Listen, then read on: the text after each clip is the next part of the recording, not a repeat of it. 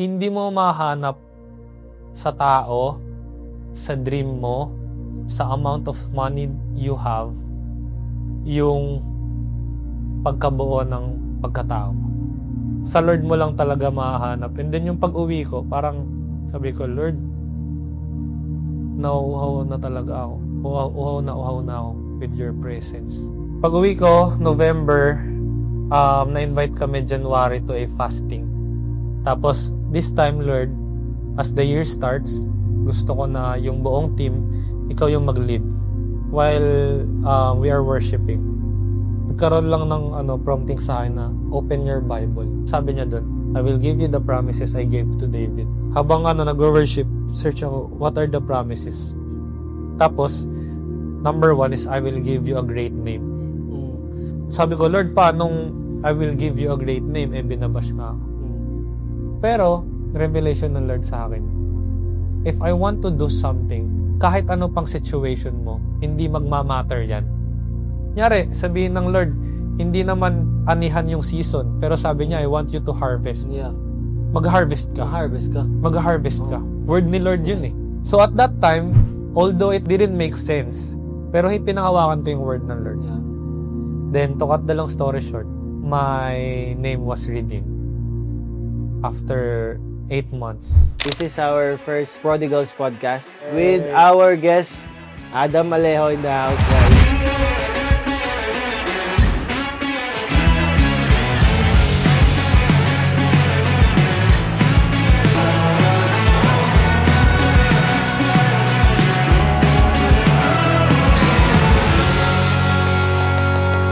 Thank you for being here.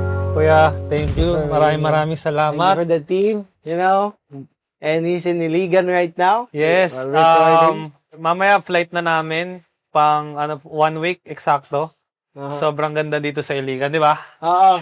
Hindi ko alam kung ano yung unang ma-release. Yes. I think ito. Kasi mas madali ito. Mas mauna to. Nagiging teaser na to for the upcoming content nila sa Iligan. Pumunta kasi kami guys sa mga waterfalls na Iligan. Nagmarawi din kami na Sikyop Adventure. Sobrang ganda dito guys. And wala, na mind blown lang ako kasi honestly, akala ko talaga sa Iligan, kuya, nabanggit ko din sa iyo na akala ko talaga very, siya, yung parang, hindi pa siya kasi lagi naman ganun stereotype, di ba? Pag nasa Manila ka, remote, ganyan. Pero, pagpunta ko dito, parang yung tipo na dapat sa gantong place ako nakatira kasi sobrang daling mabuhay. Lahat kasi sobrang rich mo. Kung gusto mo magkape, kung gusto mo mag-nature, kung gusto mo magano. Sa amin kasi yung layo pa. Kaya, this is the best place na parang, kahit yung Iligan naka-separate, mabubuhay on its own. So, backstory, nung nangyari, bakit nandito siya sa Iligan? Nagkwentuhan kami nung sa Manila. Oo, tapos sabi ko, search mo lang yung Iligan, bro. Tapos, yun na, nag-book na siya ng flight. Nung nag-book pa nga ako, hindi ko pa agad nasabi sa yun na yung date, diba? Hindi ko na na-consult yung date. Oo. Pero sakto kasi, naabutan din namin yung birthday at anniversary ni Kuya Kan at ni Ate Angel. July 31st. For those who don't know, Adam is a Christian. Before the vlog and anything else, he has this anchor about his identity in Christ, right? So, if we're gonna begin it, what was your life like growing up? Yung pagkabata ko kasi medyo, siya medyo malungkot, pero parang 50-50. Kasi nung bata ko, when I was 3 years old, si daddy tsaka si mommy, na-separate na sila. Naghiwalay sila. Tapos, when I was 7 years old, si mommy needed to work abroad. Okay. Habang si daddy nasa abroad na rin. So, technically, wala akong parents na gumabay sa akin ng mga childhood years ko. Pero merong mga tita. So, parang ang setup ko is, doon ka muna kay lola, doon ka muna kay tita, doon ka muna, parang chess piece. Ginaganon-ganon. So, yun, minsan, because of the situation na parang naiinis, na parang nabubuli ng konti na, walang nanay sa sariling bansa, mga ganon. Pero, thankful ako sa family ng mga tita ko, Domingo family. Kasi sila, although wala sila daddy, talagang nagabayan nila ako. And sila din yung talaga nag-push sa akin na mag-ministry. Sila yung lagi kong kasama sa church all throughout. Kaya siguro yun yung goodness ng Lord na kahit wala yung parents ko, hindi niya pinabayaan na mawawalay ako sa presence niya. So, parang church kid ka talaga. Church kid talaga. May mga Sunday school. Sunday school, DBBS. DBBS. Sabi Anong ko favorite mo na yung ano lang, Sunday yung Father school? Abraham. Father Amen. Abraham has many sons. That's one of the proof. True. Pagbatang church. Oo. Growing up, saan mo na parang nakita na gusto ko palang mag-vlog or ano yung unang encounter mo sa na-open yung mind mo sa ganitong world? So yung pangarap ko talaga, kasi lola ko mahilig manood ng teleserye. Okay. Tapos lagi ako nasa tabi ng lola ko. Tapos sa nakikita ko, parang ang galing ang galing pagka-artista, napapanood sa TV.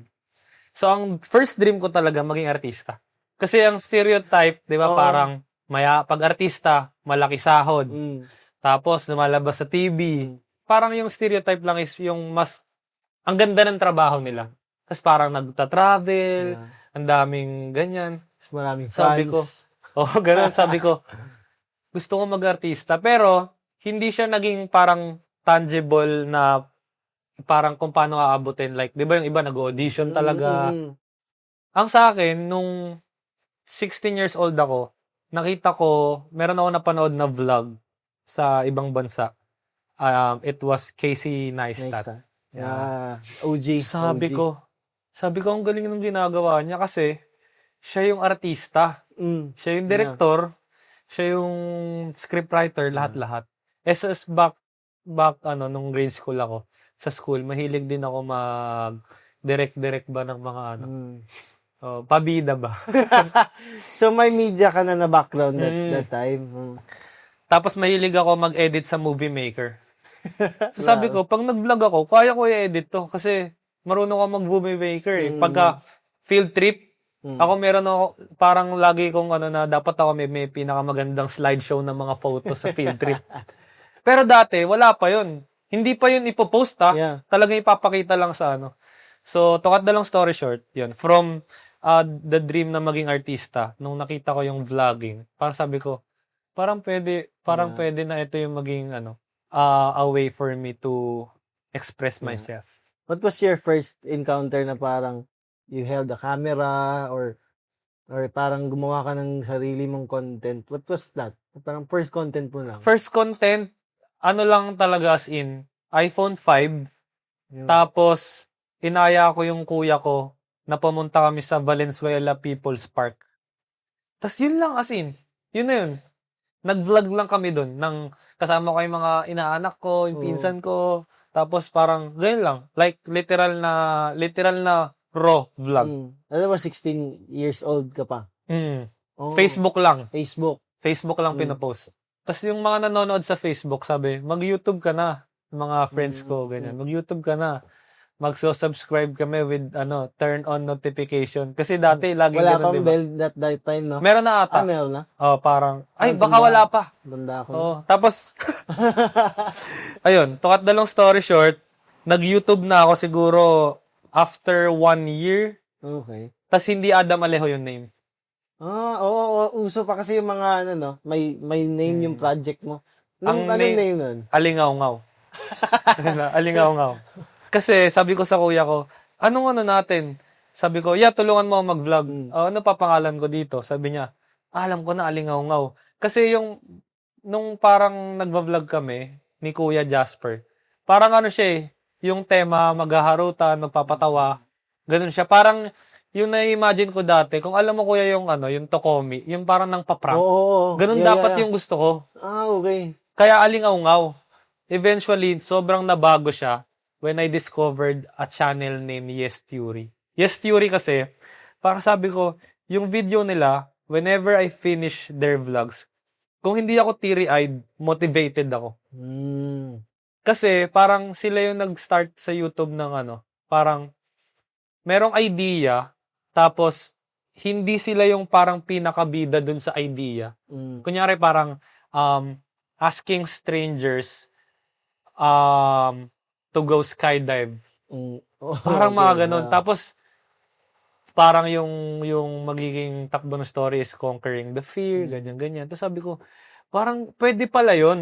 Na matatapos yung video that you learn something. Yeah. Hindi lang siya parang na-entertain ka.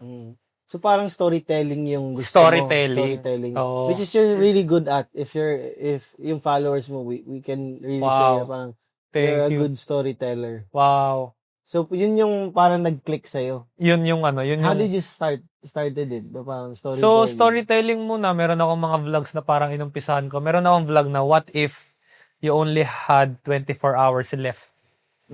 How would you spend it? Tapos parang, ano pa yon, hindi pa siya nagba-viral or anything.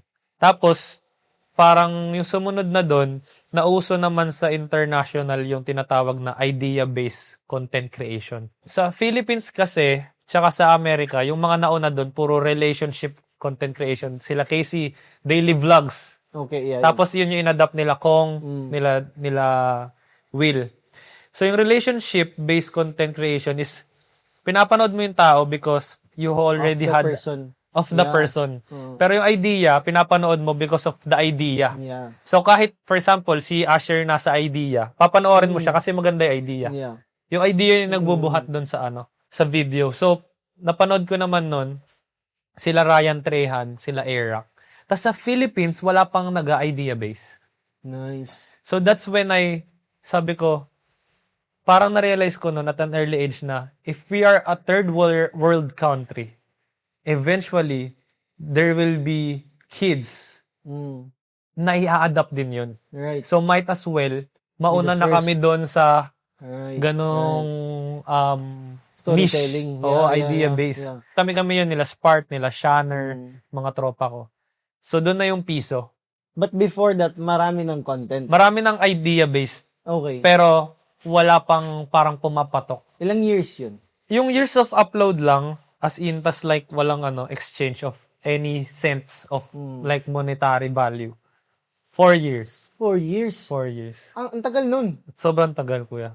4 years. Ngayon nga parang pag may nagawa ka ng content na parang lima lang tas walang viral, parang wala na. Di ba ganun yun? Di ba parang feeling? Iba yung parang 4 years eh. Ano yun, parang natetest yung bakit ka nagbablog. Parang, are you in it for the views or you just wanna tell a story? Yeah. Parang ganun, di ba? Tapos nung piso challenge, yun yung parang break. Yun na yun. Yung parang pag-upload namin nung piso, biglang after 24 hours, actually sa Facebook siya unang na-upload. Yeah. After 24 hours, ano nito kuya? 2022, I think. Or 2021. Tas nag 1 million views siya. That time, in one day. Grabe. That time, for sure, alam mo kuya, that time, mahirap yun. Oo. Di ba kuya? Oo. Mahirap yun. Ngayon kasi, iba na yung takbo ng algo na algorithm. talagang pang, kahit sino. Oo. Dati, ang makakagawa lang nun, either artista ka, or parang sobrang nakakatawa ka. So, nagulat ako. Tapos doon na yun. Doon na. Pero I think, one thing I learned doon sa process na yun, yung nangyari kasi after nung piso, kuya, tuloy-tuloy as in. Sobrang bilis. Sobrang bilis. So, from first year, 0 subscriber to fourth year, mga 8K subs. So, 4 years, 8K subs. Move lang tayo backward. Sabi ko kay daddy, Dad, ayoko na mag-aral. Sa kanya ako nagpaalam. Sabi ko, ayoko na mag-aral. Ang sabi ko kay daddy, mag-work ako. Totoo naman, which is true, na mag-work na talaga ako. Kasi I have a friend na ini-invite ako to join his company. Pero, deep down, in my mind, alam ko na stepping stone lang yung work para talaga makapag full-time. Kahit di ko alam kung ano gagawin ko sa content creation. So, nangyari, sabi ni daddy, Dam, pag di ka pa nag 100K, baka kailangan mo na mag-iba ng mag-business na lang tayo o kasi hindi ka nagtapos or bumalik ka. Sabi ko, sige dad. So, sabi niya, bigyan kita 1 year, sabi niya. Nung year na yon yung binigay ni daddy, half a year, June ko pinost yung piso, July, 100K subs na ako. Oh. So at least, dahil dun parang na-seal the deal kay daddy. Okay na. Parang doon na, although supportive naman si daddy ever since, Yeah. pero syempre as a father, parang Yeah. nagkakaroon na siya ng, ano ba, border guideline ba na, As a provider kasi oo, lalaki. ganun niya. Oo. After ng viral, dami pang nangyari nun eh. Daming content mo after nun. Actually, nanonood ako ng mga, ano mo, Wow. that time. Um, Yung kamukha mo. yung mga hinahanap kamukha, mo mga kamukha mo. ka-lookalike, Oo. yung mga sumunod, yung lockdown sa bahay na karton, Mm. yung sa karton, tapos, meron pa yung parang Apple to iPhone. Sunod-sunod talaga siya. As in, nung first na nag-viral, sunod-sunod na. Pero yun kasi yung mahirap eh, di ba kuya? Kunyari, nag-viral ka na. Yeah. The next big thing. Pero, I think, that's the beauty of the foundation. Exactly. That's the beauty of 4 years waiting. Yes. Kasi yung 4 years of me waiting, ang ginagawa ko nun, nag-e-edit ako ng video for a company and nag-e-edit ako ng photo. Parang, from that 4 years, trinain ako ni Lord mag-Photoshop na araw-araw. As an idea-based content creator, one thing you need to have is a good thumbnail. Yeah. Dati sa Philippines, yung mga sikat na YouTuber, sila Kuya Kong, wala silang pake. Thumbnail Totoo. nila, screenshot lang. Totoo. Pero Oo. it's working. Yeah. Kasi sila yun. Kasi sila na yun. Artista. Yeah. Pang. So sabi ko, dun ko na na-realize na, that's why the Lord already trained me. Prepared me. Parang si David daw na before slaying Goliath, Marami na siya. Marami siyang tinalo. Pero, without the applause of many people. Yeah. Siya lang. Just Siya lang. shepherding. Yeah. Just parang growing the skills. Kaya dun ko na-appreciate yung whenever you want to achieve something, mas maganda talaga na merong foundation. Pinaka-importante yun. Yeah. Kasi yun din yung sinasabi ko, kaya nga very thankful ako kay Robert. Kasi si Robert, yung sinabi kong 4 years, nandun na siya dun sa wala pa. Yeah. Kaibigan ko na siya. Yeah. Tapos ang lagi kong sinasabi sa kanya, alam mo yung ginagawa natin ngayon, naghuhukay tayo ng pundasyon. Yes. Nung sinasabi ko yun, it sounded na parang ano lang siya. Pag may ibang taong makakinig na parang delulu ba? Oh. Yung parang, hinahype mo lang yung sarili mo eh. Yeah. Tapos yung mga parang metaphor na, yung para lang tayo na, ano tawag dun kuya? Slingshot. Na pa-stretch ng pa-stretch, hindi mo pa nararamdaman, pero pag binitawan ka na talagang sobra, mag-rise na ganun. Parang yun lang, mindset na foundation lang to. Tapos, true and true, the Lord, Parang ano siya eh, parang, it's funny until it works. Yeah. Yung idea. Ganun. Yung sa umpisa kasi, natawa pa yung iba. Parang, ginagawa nito, parang nakakatawa. Everyone is laughing at you until it works. Until it works. Then they will say, ang galing mo, no? How did you do it? Parang ganun. Then genius ka na sa pangalan nila. Ganun yun. Actually, ganun talaga. Any idea, when you start it, it will be funny. Yeah. Will not make sense. And until it works. Yep. Until it works. It will be cringe. It will be cringe. Upload mo na nakapikit ka, i-upload mo lang. Parang ganun, parang ganun. Same. All throughout those season, bro, where was God that time? How was your relationship with the Lord? When yung season of me, habang inaantay ko, I think masabi ko na malapit ako sa Lord. Kasi that was the time din na, I think I was 17, na elect ako as parang leader sa church. So, syempre, there's also parang meron kang responsibility na, kung may responsibility ka mag-lead, syempre you need to lead yourself. Yeah. So, parang, sabi ko, hindi pwede to, na parang hindi ako close sa Lord. Parang ganun yung ko nun eh. So, at that time, masasabi ko na malapit ako sa Lord. Pero, if you will ask, what happened next? Ito ito yung prodigal son. Yan na. The story of the prodigal son kasi, he has this wealth, right? Or inheritance. And anything na binigay kasi ni Lord, He is a creative God. And yun yung first attribute when we read the Bible, what we see first is that in the beginning, God Created. The first attribute ni God, creative. And we have that Wow. creativity in us. Yung pinlant ni Lord, that's parang some fingerprint, Fingerprint. ni Lord sa'yo.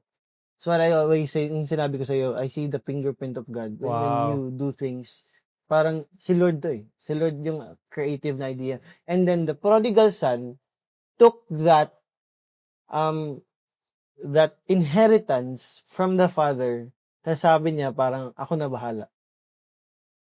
God, there's this gift that you have. Thank God you blessed it.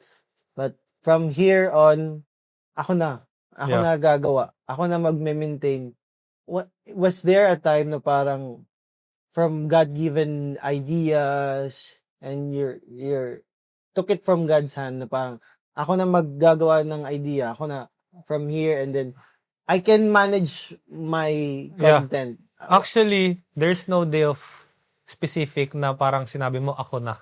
Okay. Pero, minsan kasi, little by little, parang kanyari, let's say, 100% collaborative si Lord, tapos binibigyan ka niya.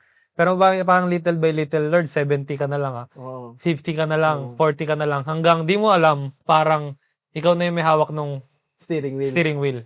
Tapos sobrang bilis mo na magpatakbo. Na parang di mo na alam Iwan din. lahat.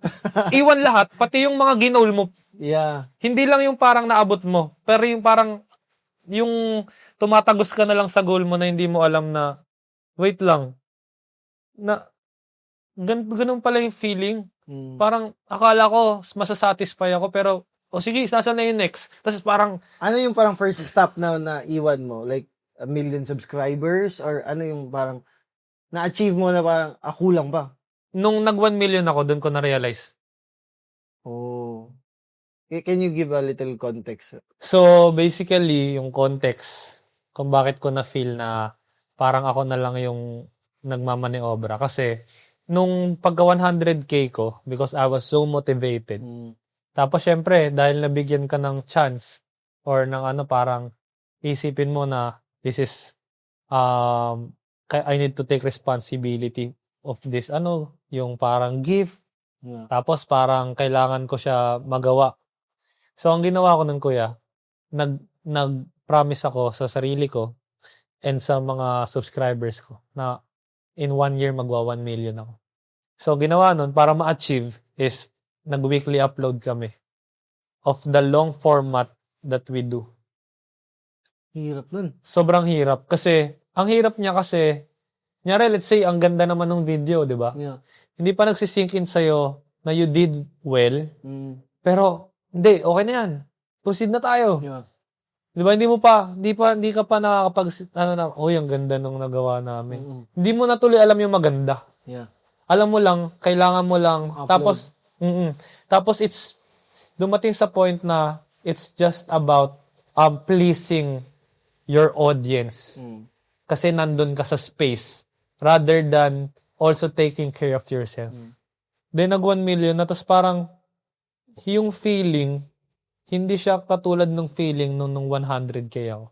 Yung nag 100K kasi ako, parang, wow, after, sabi ko na eh. Oo. Parang sabi ko na, meron mararating talaga. Yeah. Sabi ko na, ito yung paulit-ulit na kahit kay Robert, ito yung paulit-ulit na sinasabi ko sa'yo. Pundasyon lang lahat yun. Yes. E di ngayon, ito na, nag-work na. Sobrang sarap sa feeling until, nung nag 1 million ako, parang, hindi siya parang, thank you Lord, parang ang masasabi mo lang. Although, syempre, thankful ka sa Lord. Pero parang, okay, so what's next? How do I sustain this? Parang dead end. Oo, yeah. Parang dead end. Ganda nun. Yun.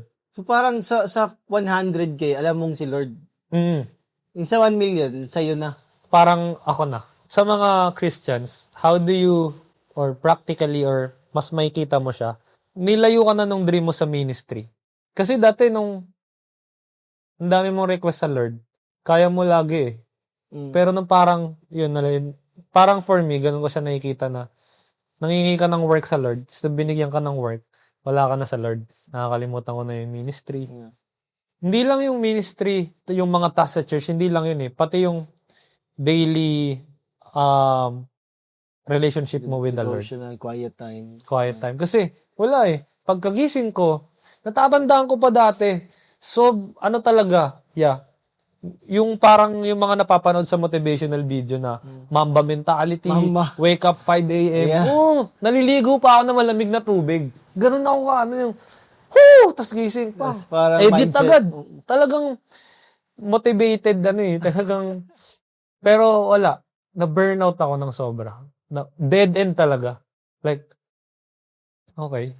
And like the prodigal son bro na story, umalis siya sa bahay ng papa niya. Tapos Yeah. siya na, and somehow kasi, when you take something from the Lord, that inheritance or that blessing, it will work for a time. For a time.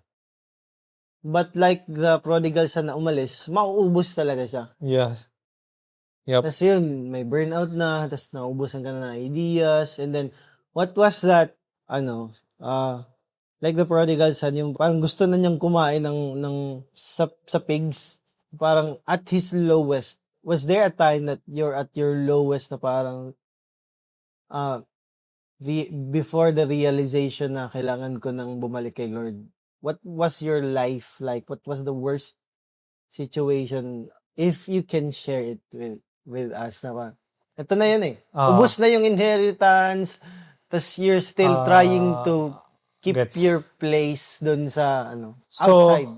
ang nangyari sa akin, parang technically nasa outside na ako ng presence ng Lord. Yeah, okay. Although syempre, because si Lord sobrang gracious. Yes. Yung parang nakakabalik-balik ka pa. Mm-mm. Pero sabi ko, what's next? So nag-isip na naman ako ng mga bagong content.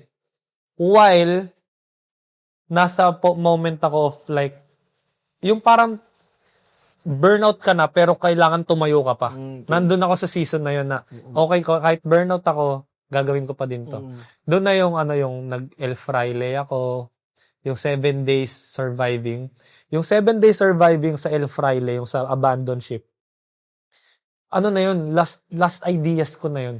Last na yun. Hindi ko na alam kung paano mag-work after nun. Kaya, kung nanonood talaga may nanonood sa akin, kung kabisado niya yung Kaya yung next na content doon, kuya, sabi ko, dahil wala na akong maisip, ulitin ko na lang ulit yung piso. Pero this time sa Thailand naman. So I was at a point of like, paano, ang nire-revive ko is yung bumalik yung motivation ko. Kasi naubos ako. Pero yun pala, wow, ngayon ko lang na-realize, pero yun pala yung kailangan ko i-revive is yung soul ko. I thought it was the mindset, I thought it was the skill. Yeah. Pero yun pala yung pinaka-thirsty is yung soul. Yeah. Siya yung nag-i-starve. Pero going back dun sa question kung kailan ko na nung pagpunta ko kasi ng Thailand, sobrang dami nangyari. As in, yun na yung 2024 moments ko na meron ako nakilalang someone. Tapos, because of me feeling lost, I thought that someone is a lifeline na pinadala ng Lord to save me. To fill the void of the starving soul. Sa sobrang, dahil nauhaw ka, ininom mo siya ng ininom. Kumbaga parang, ito na yun. Ang bilis ng relationship. Parang kami na agad. Wala nang getting to know each other. Tapos parang, akala ko, I was at the plan of the Lord. Pero, hindi na ako nakakapag-ministry ng maayos. As in talaga, tapos napapalayo ako sa family ko. Because of that relationship. Tapos, nangyari, to cut the very long story, because of those moments, umabot ako sa punto na I was so depressed, nasa Thailand ako. And dumating sa point na hindi ko na rin talaga kilala kung sino ako. Because I was at the point of planning na para ma-escape ko yung situation, nagkaroon ako ng idea of ang escape na lang nito is to kill myself. Pero going back, alam ko na hindi masasabi nung Adam na kilala ko yung mga ganong words eh. Because the context is, he was a church kid. Yeah. So how? Parang From paano this siya? to this, no? Oo, kuya. Sobrang opposite. Paano siya dumating sa point na yun? So, hindi ko na rin makomprehend. So, depressed, suicidal, tapos yung pera ko, meron akong utang na 500,000. Na yung parang ikaw as a man, hindi ka na makapag-provide ng maayos. Na-cut off na yung parang binibigyan ko pa si mami, na-cut off na yung mapagbigay ka sa ibang tao, na-cut off yung pagiging ikaw. Tapos nangungutang ka na sa mga hindi naman nila inaasahan na ikaw mangungutang ka. Tapos syempre as a man, parang meron kang ego Yeah. na hindi pre, hindi ako dadating sa ganung point, pero dumating ka sa ganung point. Yeah. So I think everything sums up. Tapos nasa relationship pa ako that the language is really hard. Kasi she's from another country. Tapos hindi ko ma-express yung sarili ko. Yeah. Although I know how to speak English, pero iba pa din Yeah. with your own language. Yung mga kayo, mag-aaway kayo. Hirap. Para ma-explain mo yung sarili mo, isipin mo pa yung translation. So parang dumating ako sa point na I was like a computer na parang naghahang na. Tapos, ang dami ko pang natuklasan na parang yun nga yung sa relationship na talagang mas sobrang nagpabigat nung nararamdaman ko. Then, naghiwalay kami. Which is very famous na story. Yeah. Kasi parang nag-viral yun. Yeah. Parang, Which is, medyo na-share ko naman sa na-share naman sa So, nung naghiwalay kami, doon ko na na-realize na wala Parang, hindi mo mahanap sa tao, sa dream mo, sa amount of money you have, yung pagkabuo ng pagkatao mo. Hindi yung pera yung masama Yeah. Hindi rin yung ibang tao. Kasi at their own, meron din naman silang pinagdadaanan at their own. Nagkaroon lang ng pagka-match-match ng Pero sa Lord mo lang talaga mahahanap. And then yung pag-uwi ko, parang sabi ko, Lord, nauuhaw na talaga ako. Uhaw na ako with your presence. Pero salamat Lord kasi actually yung sa prodigal son, di ba siya yung bumalik? Yeah. For me, yung picture is umalis yung tatay sa bahay para habulin ako. Hanapin ako. Tapos tsaka niya ako pinainom ng living water niya ulit. I think bro, it's just a very small context no. When we read kasi sa Luke chapter 15, there's this father and there's these two brothers. Yeah. What we tend to forget sa story is that there's a storyteller. There's a brother, there's a Jesus who's telling the story. Wow. Who came to seek and save the lost. Wow. That is why he was sitting at that place talking to the Pharisee and to the sinner. The Pharisee is the older brother and the sinner are the tax collector. Wow. The same table. And there's this Jesus talking to them, saying the parable. So, in a way, our stories are like what you just said is perfectly said na example na it was really Jesus who came to seek and save the lost. That time parang uwi ka. Yun yung story. Yeah. How did that turn around from that situation? Tas parang first experience naman na parang ito pala kailangan ko. Pag-uwi ko, November, na-invite kami January to a fasting.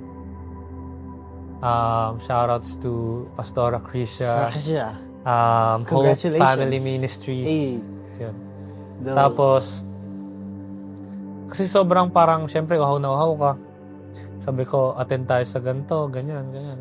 Tapos, this time, Lord, as the year starts, gusto ko na yung buong team, ikaw yung mag-lead. We don't have a plan. Kung may plano ka, sabihin mo na lang sa fasting.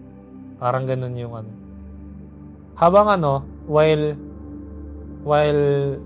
we are worshiping, nagkaroon lang ng prompting sa akin na open your Bible. Kasi ang prayer ko nun, sabi ko, Lord, bakit nangyari to? Bakit nangyari to? Gusto ko lang learn ng explanation. Bakit nangyari to? So when I open the Bible, hindi sagot yung binigay ng Lord. Pero ang sabi niya doon, I will give you the promise I gave to David. That's it. Yun lang. I will give you the promises I gave to David. Tapos search ako. Habang nag-worship, search ako, what are the promises? Tapos, number 1 is, I will give you a great name. Sabi ko, Lord, nababash nga ako eh. Cancel. Kasi for context, because of sa paghihiwalay namin, dahil nga alam ng social media na naging kami, tas alam din na nung hiwalay kami, part yung social media of the breakup. Right. And the narrative was, akala ng mga tao, nag-cheat ako.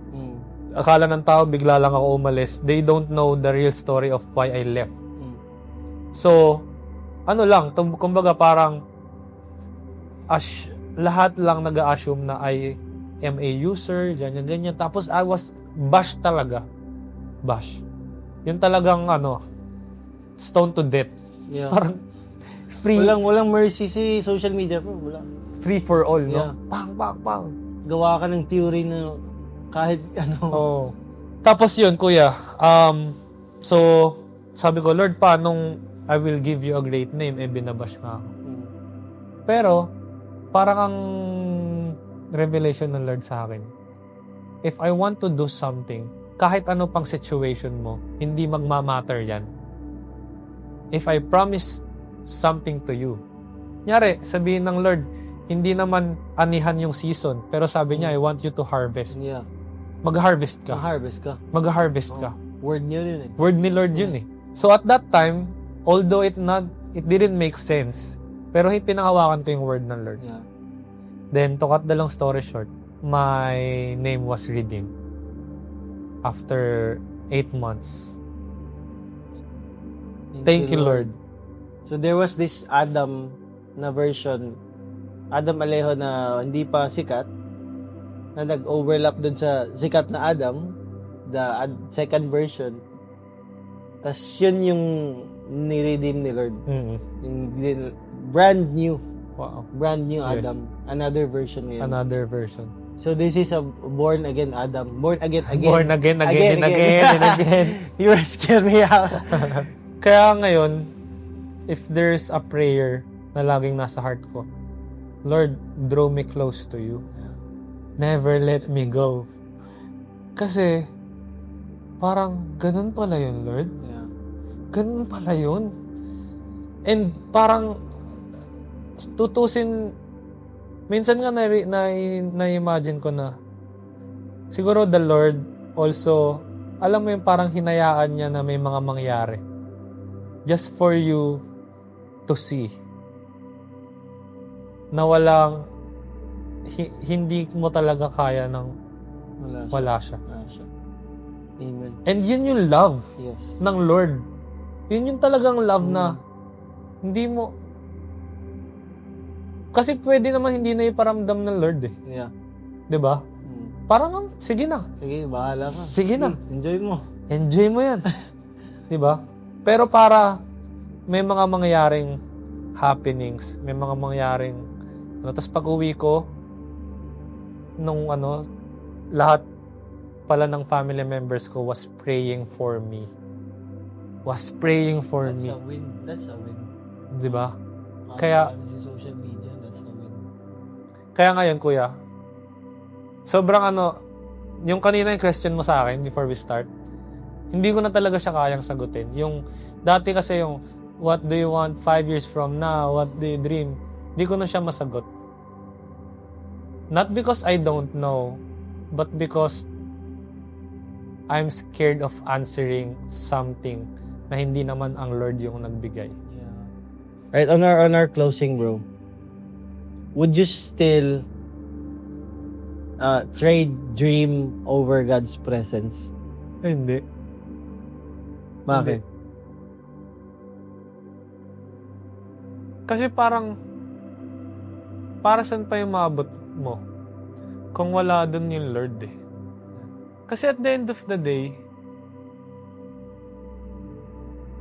kay Lord mo rin naman because He is your creator. Pagka sa Kanya ka, nasa Kanya ka, hindi ka maubos. Hindi ka maubos. And the Lord is very, very, si Lord, mano siya eh. Isa sa mga love language ng Lord, generous ang Lord. Yeah. To give you a blessing, to give you something that you want. Diba yung verse nga na, seek first the kingdom of God and all of these things. Totoo yung promise ng Lord na yun. So parang kung gusto mo talaga ng a fulfilled life, huwag kakabahan na unahin siya kasi hindi ka talaga mauubos. Nakakatawa nga kuya, nung amazing and also parang sobrang joyful. Kasi meron akong mantra, di ba? Create beyond dreams. Pero, suddenly, after nung nangyari, binago ng Lord yun. CBD pa din, pero it's Christ beyond our dreams. Hey, Yun. Jesus over everything. Jesus over everything. Kaya hindi nila alam, yung mga bumibili ng merch. Yun na yun. So, alam nyo na ngayon. Alam niyo na ngayon. So, thank you so much, bro. Thank you, kuya. That's solid.